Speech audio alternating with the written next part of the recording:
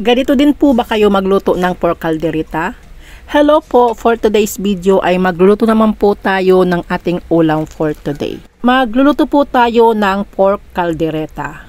Yung mga sangkap po pala nito ay nai-prepare ko na, kaya magluluto na lang po tayo. Heto po pala yung mga sangkap na gagamitin natin sa pagluluto po natin ng pork caldereta. Meron po tayo ditong patatas at carrots, bell pepper, bawang at sibuyas, tomato paste. Ito naman po yung karne natin, kalahating kilo po ito at ito po ay pork kasim.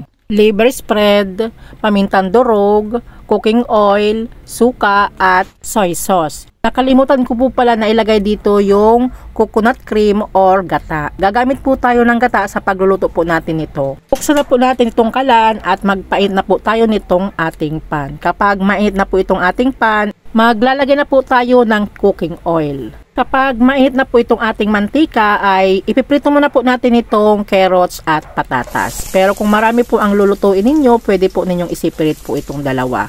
Dahil konti lang naman po ang lulutuin ko, kaya pinaghalo ko na lang po para tipid oras, tipid gas. Haluin lang po natin ito para po maiwasan pong masunog. Kapag medyo malambot na po ito or half cook na po, pwede na po natin itong hanguin. Lulutuin pa rin naman po natin ito mamaya. Naman po natin ipiprito ay ito pong bell pepper. After mga 1 minute po, ito po ay hahanguin na rin po natin. Kung may green po kayong bell pepper, dagdagan nyo na lang po. Sunod naman po natin ipiprito ay ito pong kalahating kilong karne. Iprito lang po natin ito hanggang sa ito po ay mag light brown. Haluin po natin ito para po maiwasan po masunog sa ilalim or dumikit man po dito sa ating pan. Kapag ganito na po, hanguin na po natin ito.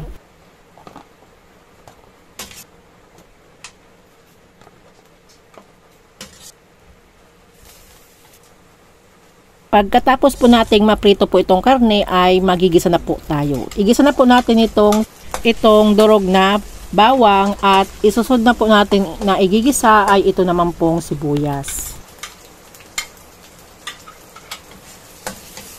After po dito sa sibuyas ay ilalagay na po natin itong tomato paste. Igigisa po natin itong tomato paste dito po sa sibuyas at bawang. Mga 40 grams lang po nitong tomato paste ang ilalagay natin. Isang pouch po yon yung nasa 70 grams pero hindi ko po inubos. After po nating magisa po itong tomato paste, ilalagay na po natin ito pong karne. Haluin lang po natin para po mag-combine na po yung tomato paste dito po sa karne.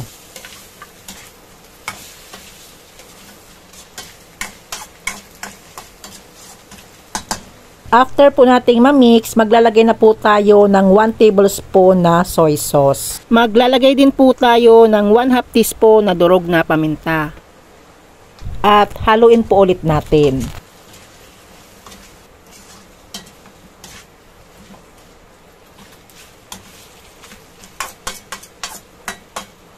Maglalagay na din po tayo ng liver spread pero hindi ko po inubos yung isang can, kalahati lang po ang linagay ko.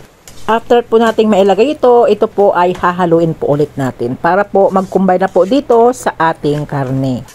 At maglalagay na din po tayo ng 2 cups na tubig. Pero kung medyo matigas pa po yung karne ninyo, pwede pa po kayo magdagdag na lang po.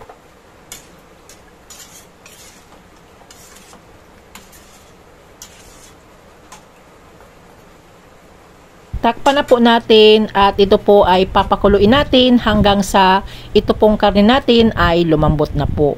Pero paminsan-minsan po ito po ay hahaluin natin para po maiwasan pong masunog sa ilalim. Maglagay na po tayo ng 1 tablespoon na patis. Maglagay na din po tayo ng 1 teaspoon na asukal. Pang balance lang po sa lasa nitong ating linuluto. Maglalagay na din po ako ng 1 tablespoon na suka. Kapag naglagay po tayo ng suka, wag muna po natin itong hahaluin para po hindi po mahilaw. Takpan na po ulit natin para ipagpatuloy po natin ang pagpapalampot po dito po sa ating karne.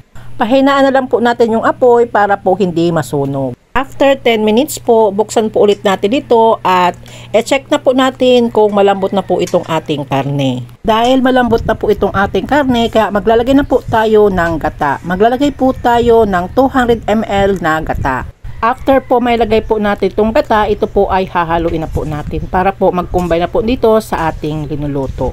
At hindi na po natin ito tatakpan para po hindi po mamuumuo itong ating gata. Hahayaan na lang po natin itong kumulo hanggang sa maluto po itong ating gata. At ilalagay na po natin itong ating carrots at patatas.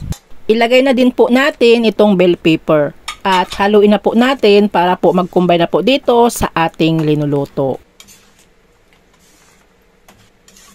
Dahil medyo natatabangan pa po ako sa lasa, kaya maglalagay po ako ng seasoning. At ito po ay hahaluin po ulit natin para po maiwasan pong masunog sa ilalim. At hintayin na lang po nating medyo magkonti na lang po itong sauce. Paminsan-minsan po ito po ay ating hahaluin para po maiwasan pong masunog sa ilalim. At heto na po ang ating niluluto na pork caldereta. Sauce pa lang ay napakasarap na po nito.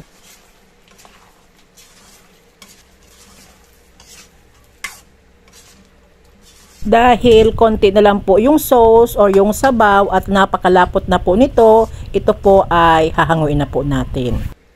Isalin na po natin sa isang lalagyan para po makakain na po tayo. Napakasarap po nito, tingnan nyo naman po, napakalapot po.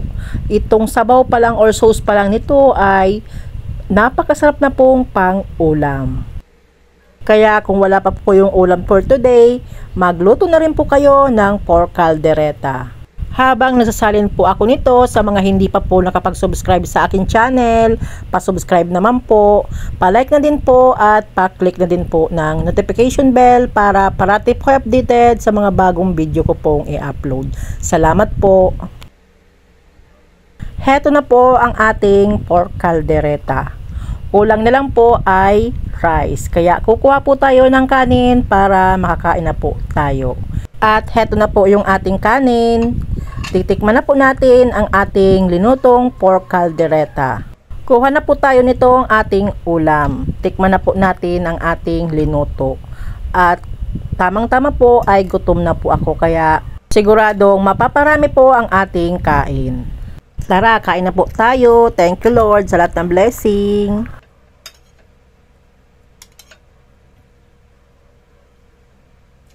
Ang sarap. At mas gusto ko po ang lasa nitong caldereta na linuto ko po na may gata.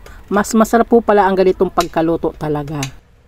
Yung karne po natin ay tamang-tama lang po ang pagkakaluto.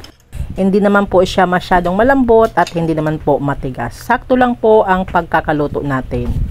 Dati nagluto na rin po ako ng pork caldereta pero hindi po ako naglagay ng gata. Mas masarap po pala na mayroon gata itong ating pork caldereta.